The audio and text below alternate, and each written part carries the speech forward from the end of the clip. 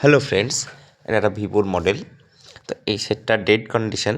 সমস্যা হলো চার্জিং এম্পিয়ারে 0.6 নেয়, কিন্তু সেটটা চালু হয় না। সেটটার মাদারবোর্ডটা আমি খুলে নিয়েছি। সেটটার আমি দুটো লাইন চেক করব, এটার ভিভেট লাইন আর ভিপিএইচ লাইন চেক করব।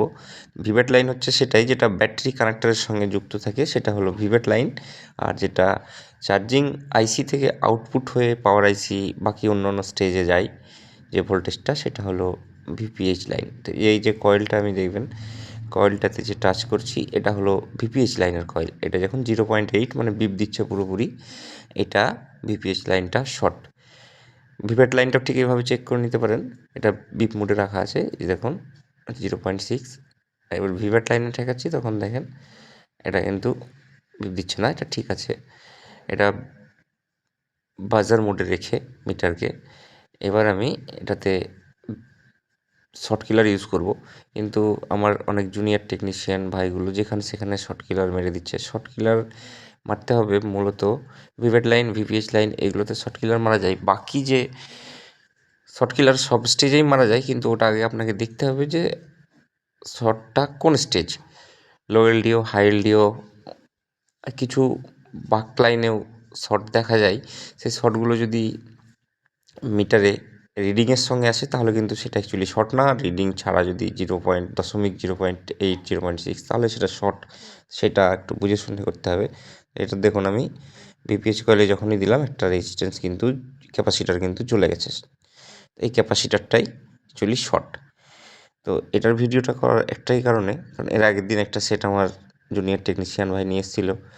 সে একটা বাক লাইনে শর্ট দেখে অনেক কটা ক্যাপাসিটার তুলে দিয়েছিল। তো অ্যাকচুয়ালি ওগুলো শর্ট না, ওগুলো রিডিংয়ের সঙ্গে যদি থাকে, মিটারের রিডিংয়ের সঙ্গে যদি শর্ট মানে বিপ দেয়, তো ওগুলো শর্ট না।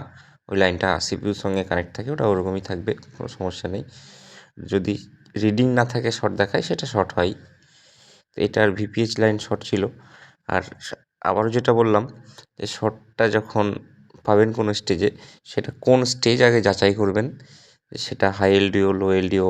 যেমন হাই এলডিওতে 2.8, 3.3, লো এলডিওতে 1.1 এগুলো থাকে ভোল্টেজ। সেগুলো আগে যাচাই করে যেখানে যে ভোল্টেজ থাকে সেই ভোল্টেজে শর্ট কিলার মারলে অসুবিধা নেই। বেশি ভোল্টেজ হয়ে গেলে সিপিইউটা যেতে পারে, র্যামটা যেতে পারে। তো সেইগুলো বুঝে শুনে শর্ট কিলার মারতে হবে। তো আমার এই ক্যাপাসিটারটা রিমুভ করার পর এখন দেখুন রেঞ্জ, যেটা ডায়োড মোডে রেখে 300, হাতটা যদি উল্টে দিই 1300, মানে আমার রিডিংটা ঠিক চলে এসছে। এবার আমি সেটটাকে ক্লিন করার পরে চালু করে দেখব আমার সেটটা চালু হচ্ছে কি না। এটাই বোঝানোর ছিল মূলত। আমার সিনিয়র টেকনিশিয়ান ভাইদেরকে বোঝাতে হবে না, এটা জুনিয়রদের জন্যে একটা লাইন শর্টের ভিডিওটা বানালাম। দেখুন আমার ভিপিএইচ লাইন শর্টটা ক্লিয়ার, আমার সেটটা চালু হয়ে গেছে কমপ্লিটলি। আর এবার সেটটাকে চালু করে কমপ্লিট চালু হয়ে গেলে, চার্জ নেই, ফোনটায় বন্ধ হয়ে গেল, যেহেতু শর্টের কারণে চার্জটা ড্রাই হয়ে গেছে। তো আমি চার্জে লাগিয়ে আরেকবার সেটটাকে কমপ্লিটলি চালু দেখে নেব। কমপ্লিট চালুটা দেখার ব্যাপার আছে।